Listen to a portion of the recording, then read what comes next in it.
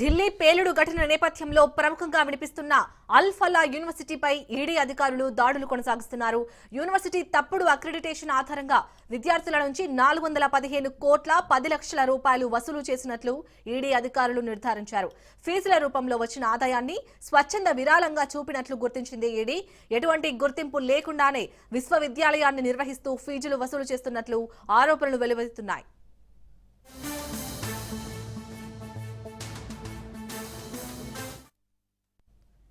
విశ్వవిద్యాలయానికి చెందిన ప్రధాన కార్యాలయంతో పాటు సంస్థ ట్రస్టీల ప్రాంగణంలో దాడుల అనంతరం మనీ లాండరింగ్ కేసులో ఈడీ అధికారులు విశ్వవిద్యాలయం చైర్మన్ జావేద్ అహ్మద్ సిద్దికీని అరెస్ట్ చేసి ప్రశ్నిస్తున్నారు.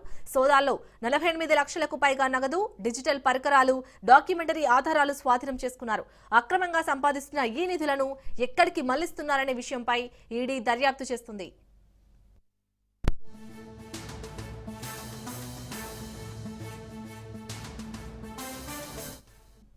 ఇటీవల ఫరీదాబాద్ లో ఉగ్ర మాడ్యూల్ ని అధికారులు ఛేదించారు. మాడ్యూల్లోని వ్యక్తులకు ఈ యూనివర్సిటీతో సంబంధాలు ఉన్నట్లు బట్టబయలైంది. మాడ్యూల్ తో సంబంధాలు బయటపడిన తర్వాత ఏఐయు అల్ ఫలా విశ్వవిద్యాలయం సభ్యత్వాన్ని రద్దు చేసింది. ఈ క్రమంలో ఢిల్లీ పోలీసులు యూనివర్సిటీలపై 2 వేర్వేరు ఎఫ్ఐఆర్లు ఫోర్జరీ, మోసం పేరిట నమోదు చేశారు. మరోవైపు విశ్వవిద్యాలయానికి నాక్ షోకాస్ నోటీసులు ఇచ్చింది.